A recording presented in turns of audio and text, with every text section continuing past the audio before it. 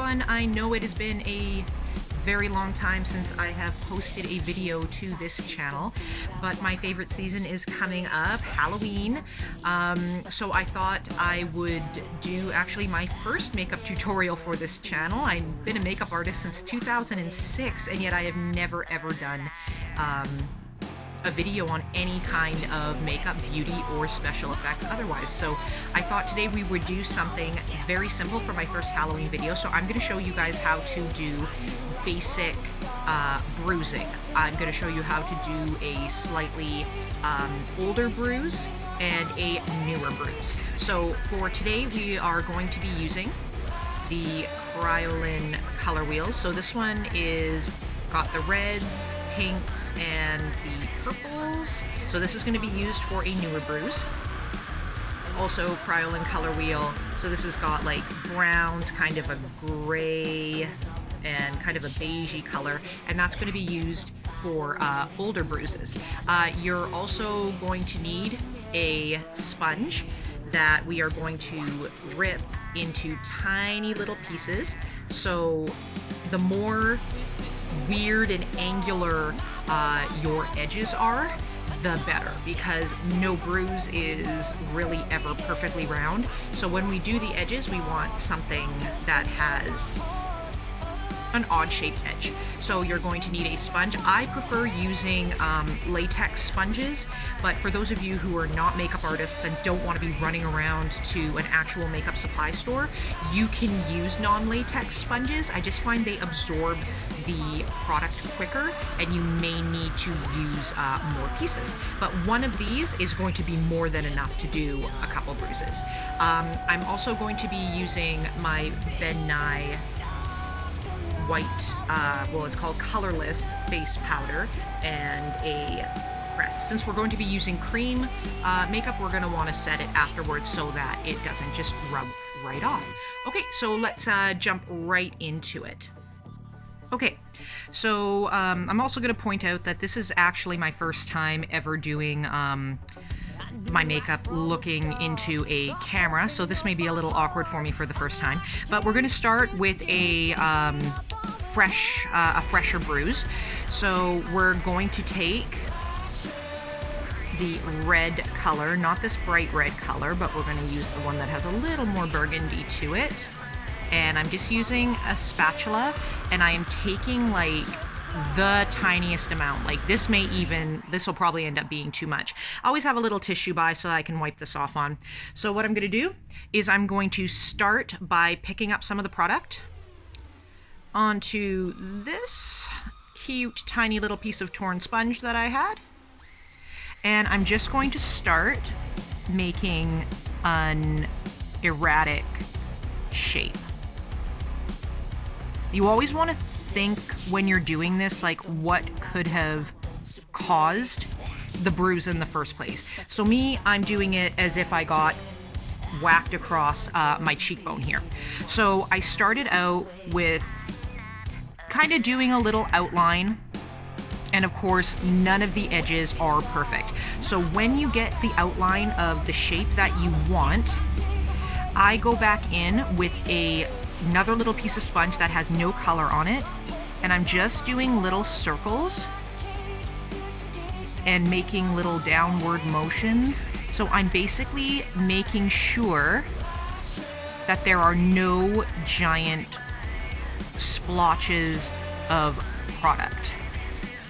So it's nice because you can see there's red around here, red around here. It looks like I've got some swelling going on, but you see how there's like these little splotches here that are a little darker. I kind of just blend them out a little bit. You can also use your, you can 100% use your fingers for this. However, I find it's a lot better for me to use a sponge. So now we're going to take another little piece of erratic sponge. I'm going to take off the red product that I have on here. Just give it a quick wipe. And now we're going to go in with the darker purple. So bruises usually consist of 2 to 3 colors, a lighter color on the outside and then a darker color in the middle. Bruises obviously change color the longer they have been sitting where you've been injured. But like I said, this one's pretty fresh. So now I'm taking the dark color and I'm going into the middle area of the wound. So pretty much I'm following, mostly sticking in the middle. Some area is going to be a little darker because that's where I want the base of the injury to have taken place. And again, little circular motions or little tiny up and down movements. That's basically what I'm doing with my hand. So now I've gone in with the slightly darker color.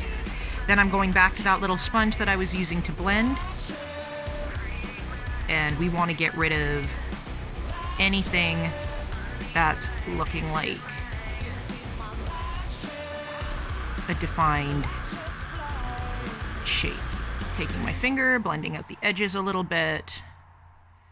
Now, as you can see, there is fading, and you can see a nice dark mark here. So it looks like I got whacked in the face with an object. Obviously, you can spread it out a little. If you want, you can even make this look more like an injury. You can take a little bit of black, go down the center, add a little bit of blood, so you can turn it into a cut. But as you can see, when you are close up, I look like I have got a very nice defined bruise with swelling around the edges. So after that, just to make sure that it's not going to wash off, I am going to take a little bit of my powder on my puff. I've got a little on here. Mushing it together a little bit, and then I'm just pressing down. So that'll take away the edge of some of the really, really bright and shininess of the cream, and it's also going to stop me from having this come off. So obviously this is just something very quick, very easy to do, and you can see all the detail in the middle. Of course, I went nice and big with this so that we'd be able to see it good on camera. You can definitely make this smaller. You can use this around the eyes and do black eyes. I use it a lot here when I do injuries on my face. Okay, so that is pretty much it for fresh bruises. It is all about colors, so you're going to be using lots of reds and lots of purples to make things fresh. Now, to do an aged bruise, you're pretty much going to do the exact same technique. You're just going to use different colors. So we're going to move on to this color wheel, and I am going to be taking a little bit of the yellow. Again, for this erratic shapes, doesn't matter, sorry, just shifting my position here, doesn't matter how big or how small the piece is, but I like something that I can pinch. Now you're gonna do the same thing, pick up the product. Let's just stick to the side of the face. So again, a weird, erratic shape and an odd edges. See, there's a little space in between. Like I said, you really can't go wrong, but if you really want to get accurate, you will do, you'll Google a picture, look up bruises or what happens when you get hit by something. It'll make it easier. Next, now again, we have the lighter color. We're gonna go in with a darker color. So for this one, I'm kind of using a little bit of both. I'm gonna start with a little bit of kind of like the taupey color here in the middle.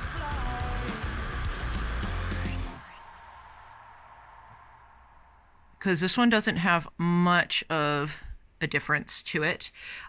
It's just, again, a little bit of having different colors.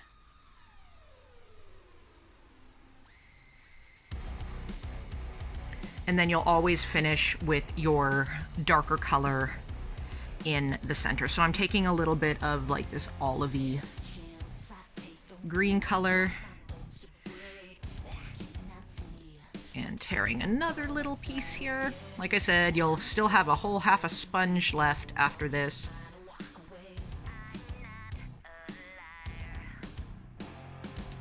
As you can see now, the bruise is getting a lot more dimension because I am now adding another color.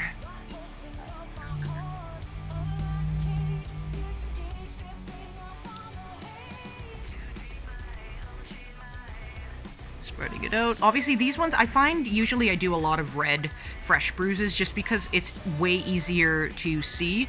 This one, unfortunately, because of my lighting, you can't see the definition as much, but it's just pretty much the exact same thing you're doing with your red colors. So it's mostly about blending and picking the correct colors for the correct injury that you have. It's quick, easy, not a problem to do. You can make all kinds of injuries with just using this really simple technique. Blend away, experiment, have fun. Like I said, it's just all about using the colors. Use your sponge.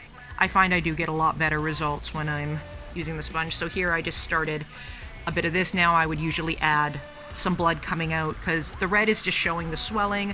So there you go. That's easy. Quick, easy way to do bruising. And again, when you're finished, always powder it a little bit. That way, if you accidentally go and wipe your face, you're not taking off all your product. All right, so that is our first basic video on bruising, and hopefully I'll have time to do a few more cool tutorials leading up to Halloween. All right, thanks guys for tuning in. We'll see you next time.